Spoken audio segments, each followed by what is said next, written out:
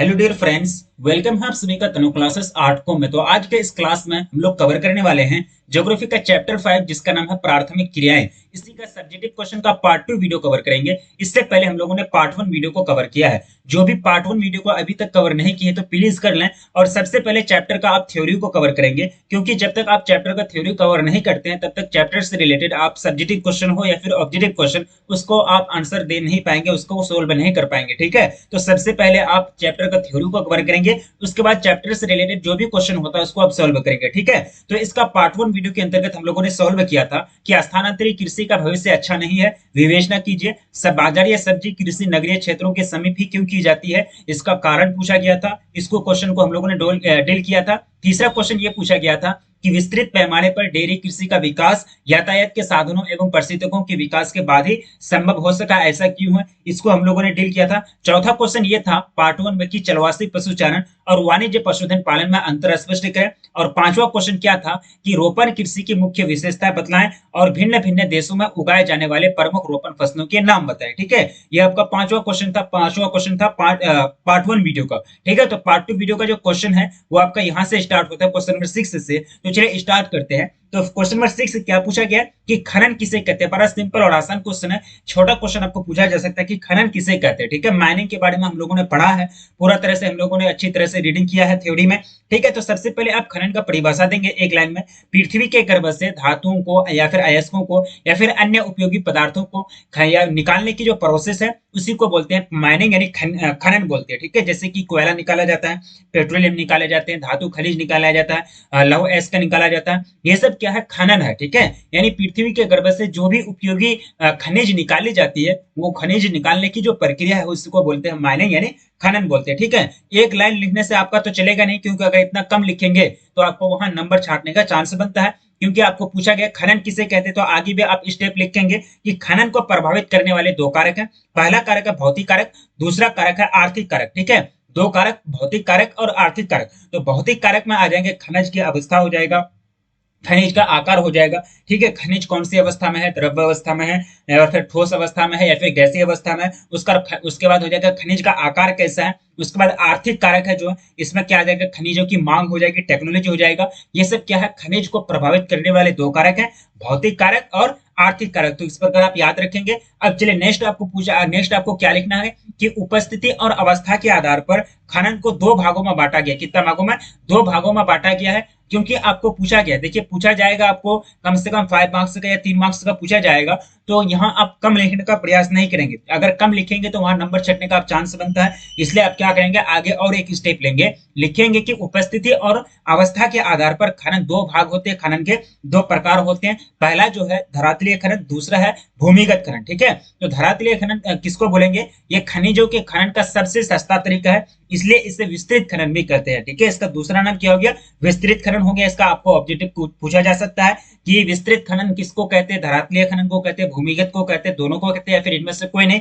तो आप लिखेंगे कि धरातलीय खनन को विस्तृत खनन भी कहते हैं। दूसरा जो प्रकार है खनन का, यह तरीका जोखिम भरा होता है, वो है आपका भूमिगत खनन। ठीक है, भूमिगत खनन में क्या होता है कि कभी मतलब चट्टानें खिसक जाती है, कभी मतलब एक तरह से जहरीले गैस निकल जाते हैं, तो वहां मजदूरों की संख्या जो होती है बहुत ही ज्यादा संख्या में मर जाती है। ठीक है, बहुत सारे मजदूर जो होते हैं वो मौत के शिकार हो जाते हैं। तो भूमिगत खनन एक प्रकार का जोखिम भरा खनन है। तो इस प्रकार आप लिखेंगे। ठीक है, इस प्रकार आप खनन को डिफाइन करेंगे कि खनन किस प्रकार, खनन से आप क्या समझते हैं, खनन के बारे में लिखते हैं, या फिर खनन से आप क्या समझते हैं, खनन से आप एक तरह से क्या जानते हैं, मतलब घुमा फिरा के जो भी है पूछा जा सकता है। तो इस प्रकार आप डिफाइन करेंगे। ठीक है, अब चलिए नेक्स्ट क्वेश्चन आपका स्क्रीन पर, मिश्रित कृषि क्या है, यानी मिक्स्ड जो फार्मिंग है ये क्या है। सिंपल सी बात है, जिसमें पशु चारण के लिए चारा का उत्पादन किया जाता है और फसल का भी उत्पादन किया जाता है, उसी को बोलते हैं मिश्रित कृषि यानी मिक्स्ड फार्मिंग। मिश्रित कृषि, इस कृषि में फसल उत्पादन तथा पशुपालन दोनों को समान महत्व दिया जाता है। चारे की फसल, यहाँ देखिए चारे की फसल,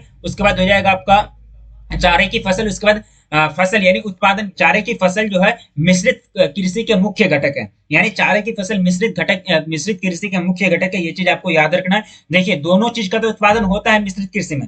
एक होता है चारे के फसल का उत्पादन, उसका उसके बाद होता है फसल यानी जो आपका अनाज है उसका उत्पादन होता है। लेकिन इसमें जो मुख्य घटक है वो क्या है, एक तरह से चारे की फसल इसमें मुख्य घटक है। यह कृषि विश्व के अत्यधिक विकसित भागों में की जाती है तथा इसमें खेतों का आकार मध्यम होता है यानी छोटा होता है। ठीक है, नेक्स्ट पॉइंट लिखेंगे कि इसमें बोई जाने वाली मुख्य फसल हो जाएगा गेहूं, हो जाएगा जौ, हो जाएगा राई, मक्का, चारे की फसल, ये सब क्या है और कंदमूल हो जाएंगे। ये सब मिश्रित कृषि के अंतर्गत बोई जाने वाली मुख्य फसल है। ठीक है, अब लास्ट आगे पॉइंट लिखना है कि तथा यह कृषि उत्तर पश्चिमी यूरोप, उत्तर अमेरिका का पूर्वी भाग में किया जाता है। ठीक है, तो मिश्रित कृषि के बारे में आप लिखेंगे कहाँ किया जाता है, मिश्रित कृषि में किस चीज का उत्पादन होता है, मिश्रित कृषि में किसको महत्व दिया जाता है, इस प्रकार आप डिफाइन करेंगे। ठीक है, अब नेक्स्ट क्वेश्चन पूछा जा सकता है कि प्राथमिक क्रियाकलाप कौन कौन से हैं, यानी प्राइमरी एक्टिविटी आप जानते हैं, प्राथमिक क्रियाकलाप हम लोग जानते हैं। ठीक है, सेकेंडरी जो वर्क होता है यानी सेकेंडरी एक्टिविटी जो जिसको विनिर्माण कार्य भी बोलते हैं, जिसको गौण कार्य भी बोलते हैं, उसमें क्या होता है कि प्राकृतिक वस्तुओं के रूप को बदलकर मूल्यवान बना दिया जाता है द्वितीयक कार्य में प्राथमिक क्रियाकलाप। ठीक है, तो प्राथमिक क्रियाकलाप कौन कौन से हैं यानी कौन कौन है, तो यहाँ देखिए आप क्या करेंगे, प्राथमिक क्रियाकलाप के अंतर्गत क्या क्या आ जाते हैं, आखेट आ जाएंगे यानी स्वीकार करना, उसके बाद संग्रहण करना यानी एक तरह से संग्रहण के अंतर्गत जो भी चीज मतलब कलेक्ट किए जाते हैं खाने पीने के यानी पेड़ पौधे से मतलब कंद मूल जो कलेक्ट किए जाते हैं वो हो जाएंगे संग्रहण। पशुपालन ये भी हो जाएगा आपका प्राथमिक क्रियाकलाप, मत्स्य पालन ये भी प्राथमिक क्रियाकलाप हो जाएगा, कृषि यानी जो फार्मिंग होता है ये बेस्ट एग्जाम्पल है प्राथमिक क्रियाकलाप का, खनन भी आपका प्राथमिक क्रियाकलाप है। ठीक है, तो प्राथमिक क्रियाकलाप के अंतर्गत क्या चीज आते हैं इस प्रकार आपको डिफाइन करना है। सबसे पहले एक लाइन आप परिभाषा लिखेंगे प्राथमिक क्रियाकलाप के अंतर्गत, प्राथमिक क्रियाकलाप प्रकृति में उपस्थित सभी वस्तुओं के साथ संबंध को दर्शाती है, उसी को बोलते हैं प्राथमिक क्रियाकलाप। ठीक है, समझ सकते हैं ना, इस प्रकार तो आप डेफिनेशन बना सकते हैं, वैसे भी आपको पूरा डेफिनेशन आपको पढ़ाया गया है थ्योरी में। ठीक है, तो प्राथमिक क्रियाकलाप कौन कौन है यहाँ आप इंडिकेट कर देंगे, आखेटन या फिर आखेटन, संग्रहण, पशुपालन, मत्स्य पालन, कृषि, खनन, ये सब क्या है प्राथमिक क्रियाकलाप है। ठीक है, अब चलिए नेक्स्ट क्वेश्चन क्या पूछा गया है कि विश्व के प्रमुख खनिज क्षेत्रों का नाम लिखें। विश्व में जो प्रमुख खनिज क्षेत्र है कहाँ कहाँ कौन का, हर क्षेत्र में मैंने आप लोगों को पहले ही पढ़ाया है कि अंतरराष्ट्रीय व्यापार जो अस्तित्व में आया, क्यों आया, क्योंकि इसमें आर्थिक विकास करनी थी। लेकिन अगर इसके भी पीछे जाएंगे तो ये कारण पता चलेगा कि सभी देशों के पास जो प्राकृतिक संसाधन है वो समान मात्रा में वितरित नहीं है, प्रकृति ने जो संसाधन दिए हैं तो वो समान मात्रा में वितरण के रूप में सभी को नहीं दिए हैं, तो जिसके कारण जो अंतरराष्ट्रीय व्यापार है वो अस्तित्व में आया। ठीक है, सभी को एक दूसरे की जरूरत पड़ी और सभी देशों ने देखा कि हमको जो प्राकृतिक संसाधन का जरूरत है वो दूसरे के पास है, दूसरे देश के पास है, अगर उसको अगर कहीं जरूरत है तो वो दूसरे देश के पास है। ठीक है, तो कहीं ना कहीं आपस में समन्वय स्थापित किए और मिलजुल करके आर्थिक विकास करने लगे, तो यही आपका अंतरराष्ट्रीय व्यापार। ठीक है, तो विश्व के प्रमुख खनिज क्षेत्रों का नाम लिखे, तो आपको लिखना है कि कोयला के बारे में लिखना है क्योंकि कोयला काफी फेमस है खनिज में, तो ये जो है रूस में पाया जाता है, उसके बाद झारखंड है, खास करके बिहार में यानी झारखंड में पाया जाता है भारत के, रूस में पाया जाता है, चाइना में पाया जाता है, यूएसए, कनाडा इत्यादि देशों में कोयले की प्राप्ति बड़ी मात्रा में की जाती है। ठीक है, विश्व की बात की जाती है, जब विश्व की बात की जाती है तो आपको देशों का नाम लिखना पड़ेगा। अगर भारत की बात की जाती तो यहाँ आप राज्य के नाम लिखते, झारखंड का नाम लिखते, उसके बाद उत्तराखंड, आसाम जो भी है जहां जहां कोयला है, राजस्थान, तो वहां आपको लिखना पड़ता है, लेकिन यहाँ विश्व लेवल पर आपको पूछा गया। ठीक है, उसके बाद है आपका खनिज तेल यानी मिनरल ऑयल, तो इसमें क्या लिखेंगे आप, ओपेक के आप सदस्य का नाम जानते हैं, organisation of petroleum exporting countries, ये जो ओपेक है, ओपेक के अंदर के जितने सारे सदस्य हैं वो सारे सदस्यों का इसमें नाम लिख देंगे कि खनिज तेल इन सदस्य देशों के पास है, जैसे कि सऊदी अरब हो गया जो विश्व के टोटल लगभग कितना 16.1 यानी 16.1% कुल पेट्रोलियम का उत्पादन करती है। पूरा विश्व का कुल जो पेट्रोलियम है उसका 16% अकेले सऊदी अरब उत्पादन करती है। कतर हो गया, नाइजीरिया, इराक, ईरान, कुवैत इत्यादि देशों में खनिज तेल पाया जाता है। ठीक है, तो खनिज तेल का वितरण कहाँ कहाँ है इसको आप लिखेंगे क्योंकि आपको पूछा गया है कि विश्व के प्रमुख खनिज क्षेत्रों का नाम लिखें। तीसरा है कि चांदी कहाँ कहाँ पाया जाता है, यानी सिल्वर जो है, सिल्वर में आप लिखेंगे कनाडा लिखेंगे पहले, चाइना, जापान, जर्मनी में प्रचुर मात्रा में पाया जाता है, तथा भारत के राजस्थान में चांदी का उत्पादन सबसे अधिक होता है। ठीक है, राजस्थान में चांदी का उत्पादन सबसे अधिक होता है भारत की अगर दृष्टि, भारत में अगर देखा जाए। ठीक है, तो इस प्रकार लिखेंगे कौन कौन से देश में चांदी का मात्रा ज्यादा पाया जाता है। ठीक है, नेक्स्ट लिखेंगे कि मैग्नीज, मैग्नीज जो है रसिया में भी काफी मात्रा में पाया जाता है, भारत में भी पाया जाता है, ब्राजील में भी पाया जाता है, उसके बाद कनाडा में भी पाया जाता है, ये सब देशों में मैग्नीज अधिक मात्रा में पाया जाता है। लास्ट में लिखेंगे सोना, यानी भारत में, कर्नाटक में सोना काफी ज्यादा मात्रा में पाया जाता है, अफ्रीका हो गया, ब्राजील हो गया, ये सब जगह में जो है सोना का उत्पादन काफी ज्यादा मात्रा में किया जाता है। ठीक है, तो इस प्रकार लिखेंगे कि विश्व की कई प्रमुख क्षेत्रों के नाम लिखेंगे, तो आप इस प्रकार आप कम से कम 6-7 पॉइंट बना के लिखेंगे। यहाँ आपको कितना टोटल पॉइंट बताया गया, पहला पॉइंट, दूसरा, तीसरा, चौथा, पांचवा, मतलब 5 पॉइंट टोटल बताया गया। आपके माइंड में और भी अगर पॉइंट है तो उसको भी ऐड करेंगे, क्योंकि मैं हर एक वीडियो में बोलता हूं कि मेरा आपको कॉपी नहीं करनी है,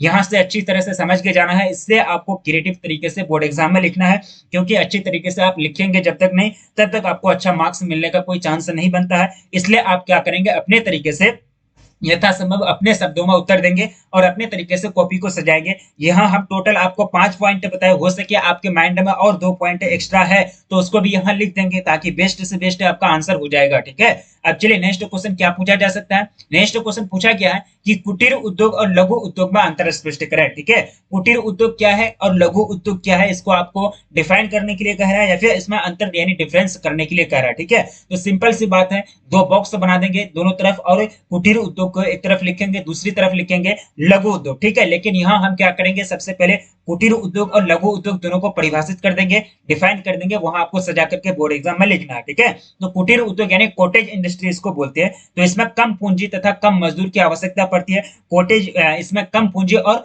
कम मजदूर की आवश्यकता पड़ती है, तथा वस्तु का उत्पादन हाथों से किया जाता है। यानी कुटीर उद्योग में देखा जाए तो ज्यादा पैसा नहीं लगता है, ज्यादा मजदूर लोग भी इसमें कार्य नहीं करते हैं, और हाथों से वस्तुओं का निर्माण किया जाता है। ठीक है, इसके अंतर्गत हथकरघा की वस्तुएं जैसे कि सूत काटना, उसके बाद मिट्टी के बर्तन बनाना, खिलौने इत्यादि उद्योग आ जाते हैं। यह है आपका कुटीर उद्योग। ठीक है, कुटीर उद्योग प्राय एक ही परिवार के सदस्यों द्वारा पूर्ण रूप से अथवा आंशिक रूप से संचालन किया जाता है। कुटीर उद्योग यानी कुटीर उद्योग जो है बाहरी से मजदूर नहीं होता है, बाहरी से मजदूर मंगाने की जरूरत नहीं पड़ती है। ये जो उद्योग चलाए जाते हैं इसमें मिट्टी के बर्तन वगैरह, खिलौना, सूत काटना, चरखा चलाना, हथकरघा चलाना, ये सब इसमें आता है कुटीर उद्योग के अंतर्गत। और ये सब करने के लिए परिवार के सदस्य ही काफी है, परिवार के जितने मेंबर्स हैं वो ही काफी है, दूसरे जगह से कहीं मजदूर मंगाने की जरूरत नहीं पड़ती है। इसलिए ये जो उद्योग है कुटीर उद्योग प्राय एक ही परिवार के सदस्यों द्वारा पूर्ण रूप से या फिर आंशिक रूप से संचालित किया जाता है, यानी हैंडओवर कर लिया जाता है। ठीक है, तो कुटीर उद्योग आप इस प्रकार डिफाइन करेंगे। अब नेक्स्ट पॉइंट है आपका क्या है, ये लघु उद्योग के बारे में। ठीक है, क्योंकि आपको क्या करना है, डिफरेंस करना है। तो लघु उद्योग यानी स्मॉल इंडस्ट्री के अंतर्गत क्या क्या आएगा, तो लघु उद्योग वे इकाइयां हैं जो मध्यम स्तर के विनियोग की सहायता से उत्पादन प्रारंभ करती है। इसमें उत्पादन मशीनों की सहायता से की जाती है तथा मजदूर की आवश्यकता होती है। यानी लघु उद्योग में क्या है, इसमें थोड़ा सा डिफरेंस क्या आ गया कि इसमें जो उत्पादन होता है मशीनों की सहायता से की जाती है, और कुटीर उद्योग में जो उत्पादन किए जाते हैं वो हाथ के द्वारा किया जाता है, यानी हाथों यानी उत्पादन जो होता है वो हाथों से किया जाता है। ठीक है, अब यहाँ जो होता है आपका लघु उद्योग में, इसमें उत्पादन मशीनों की सहायता से होती है। तो इस प्रकार आप समझते हैं कि कहाँ कौन सा यूज हो रहा है, उसी प्रकार आपको देखना है। ठीक है, अब चलिए नेक्स्ट पॉइंट क्या कह रहा है कि सहायता से की जाती तथा मजदूर की आवश्यकता इसमें कम पड़ती है। ठीक है, जैसे कि आइसक्रीम उद्योग हो गया, ये आपका लघु उद्योग हो जाएगा। मोमबत्ती उद्योग हो गया, ये सब का आपका क्या है, लघु उद्योग है। मोमबत्ती उद्योग जो है एक तरह से पेट्रोकेमिकल इंडस्ट्री के अंतर्गत आएगा, यानी पेट्रो रसायन उद्योग के अंतर्गत आएगा। ठीक है, तो ये सब क्या है, लघु उद्योग है। लघु उद्योग और आप क्या करेंगे, कुटीर उद्योग में इस प्रकार आप डिफाइन करेंगे, इस प्रकार आप अंतर स्पष्ट करेंगे। ठीक है, अब चलिए नेक्स्ट क्वेश्चन की ओर बढ़ते हैं। नेक्स्ट क्वेश्चन क्या पूछा गया है कि किसी क्षेत्र में उद्योग स्थापना हेतु आवश्यक तत्व क्या क्या है। मान चलिए आपके मन में आया कि हमको किसी क्षेत्र में उद्योग का यानी फैक्ट्री का या फिर उत्पादक फर्म का हमको स्थापना करना है, तो वहां आपको क्या क्या चीज की जरूरत पड़ेगी, उसी चीज को आप लिख डालिए। ठीक है, यानी किसी क्षेत्र में उद्योग स्थापना करने के लिए जो जो जरूरी चीजें हैं, जो जो आवश्यक एलिमेंट्स हैं, तत्व हैं, जो फैक्टर हैं, उसको आपको डिफाइन करना है, उसके बारे में आपको लिखना है। ठीक है, तो चलिए लिखते हैं। तो किसी स्थान पर उद्योग की स्थापना हेतु निम्न तत्वों का होना आवश्यक है, जैसे कि भूमि हो गया, पूंजी हो गया, उसके बाद आपका उद्यमी, कच्चा माल, बाजार की निकटता तथा अच्छी जलवायु, ये सब क्या है, जरूरी तत्व है। यानी बेसिक इंडस्ट्री, बेसिक मतलब नीड्स है किसके लिए, उद्योग की स्थापना के लिए भूमि तो होना ही चाहिए। जहां भी आप भूमि मतलब उद्योग का स्थापना करना चाहेंगे, भूमि के अलावा नहीं, भूमि के बिना आप नहीं सोच सकते। इसका रेंट आपको देना पड़ेगा। ठीक है, इसका आपको क्या देना पड़ेगा, रेंट देना पड़ेगा। श्रम यानी मजदूर होनी चाहिए, जिसका आपको क्या देना पड़ेगा, वेज देना पड़ेगा, यानी मजदूरी देनी पड़ेगी। ठीक है, उसके बाद पूंजी तो होनी चाहिए, जिसका आपको कैपिटल देना पड़ेगा, ब्याज देना पड़ेगा। ठीक है, कैपिटल आप यानी ब्याज के आधार पर आप पूंजी को इकट्ठा कर सकते हैं। उद्यमी तो होनी चाहिए, जिसका आपको क्या मिलेगा, प्रॉफिट मिलेगा। ठीक है, कच्चा माल तो होनी चाहिए, जिसका आपको लागत देना पड़ेगा। कच्चा माल का क्या देना पड़ेगा, लेकिन लागत देना पड़ेगा। ठीक है, तो इस प्रकार ये सारे फैक्टर जरूरी हैं, ये सारे जो तत्व हैं जरूरी होते हैं किसी भी क्षेत्र में उद्योग की स्थापना करने के लिए। और जलवायु भी अच्छी होनी चाहिए। पता चला ऐसा क्षेत्र में जाकर के उद्योग की स्थापना कर दिए जहां हमेशा बाढ़ ही रहता है, जहां हमेशा पानी ही बरसती है, तो ऐसा जलवायु वहां नहीं चाहिए। तो जो अनुकूल जलवायु है वो चाहिए उद्योग की स्थापना क्षेत्र के लिए, यानी किसी क्षेत्र में तभी आप उद्योग की स्थापना कर सकते हैं जहां की जलवायु भी आपके साथ हो, जहां की जलवायु भी अनुकूल हो, यानी जो चीज का आप उत्पादन करेंगे वहां वो उसके हिसाब से वो जलवायु हो, ठीक है, ये सब इत्यादि, ठीक है, आप लिख देंगे लास्ट में। अगर माइंड में आपका और भी कोई तत्व आता है, कोई भी एलिमेंट आता है, कोई फैक्टर आता है, तो उसको भी आप ऐड करेंगे, लेकिन थोड़ा बहुत डिफाइन करने का प्रयास करेंगे, ठीक है। यहाँ जो आपको बताया गया कि किसी उद्योग में, किसी क्षेत्र में उद्योग की स्थापना है तो आवश्यक तत्व क्या क्या है, तो यहाँ मैंने आपको डायरेक्ट मेन पॉइंट बता दिए हैं,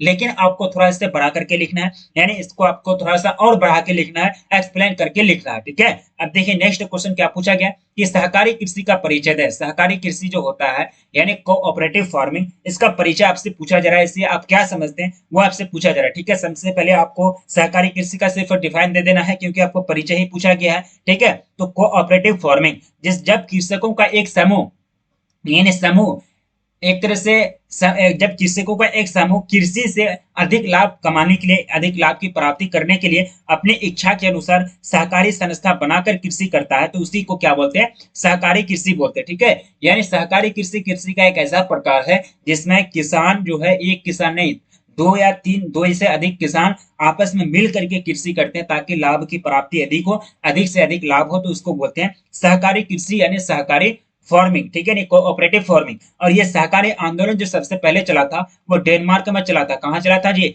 डेनमार्क में चला था, और ये सफल सबसे ज्यादा वही रही थी, जिसके कारण सहकारी कृषि भी सबसे ज्यादा वही सफल रही है, ठीक है। तो सहकारी कृषि को आप इस प्रकार डिफाइन करेंगे, तो इस प्रकार क्या हो सकता है कि आपको डिफाइन करना पड़ेगा, ठीक है, क्योंकि पूछा जाएगा, तो आपको डिफाइन करने के अलावा और भी एक्स्ट्रा दो चार पॉइंट लिखना पड़ेगा। सहकारी कृषि क्या है, सहकारी कृषि से आप क्या समझते हैं, जो मतलब क्वेश्चन पूछने का तरीका कुछ भी हो सकता है। तो सहकारी आंदोलन के यानी सहकारी कृषि के बारे में भी आपसे पूछा जाता है, ठीक है। तो लास्ट में क्या लिखा हुआ है, लास्ट में आपका लिखा हुआ है कि please like share and subscribe. तो वीडियो को अभी तक जो लाइक नहीं किया है तो प्लीज वीडियो को लाइक कर दें, अपने दोस्तों में जमकर के एक बार शेयर कर दें। चैनल पर पहली बार विजिट कर रहे हैं तो प्लीज चैनल को सब्सक्राइब कर लें, क्योंकि पूरी तरह से आपको तैयारी कराई जाती है, हर एक सब्जेक्ट की आपको तैयारी कराई जाती है, ठीक है। तो 1 सेकेंड पूरा रिपीट कर लेते हैं, हम लोगों ने क्या क्या पढ़ा कि सहकारी कृषि का परिचय है, इसी क्षेत्र में उद्योग स्थापना के लिए क्या क्या आवश्यक तत्व है उसका उल्लेख करें, लघु उद्योग और कुटीर उद्योग में क्या अंतर है इसको हम लोगों ने डील किया, ठीक है। उसके बाद क्वेश्चन पूछा गया था विश्व के प्रमुख खनिज क्षेत्रों का नाम लिखें। उससे पहले क्वेश्चन पूछा गया था प्राथमिक क्रियाकलाप कौन कौन से हैं उसको इंडिकेट करें,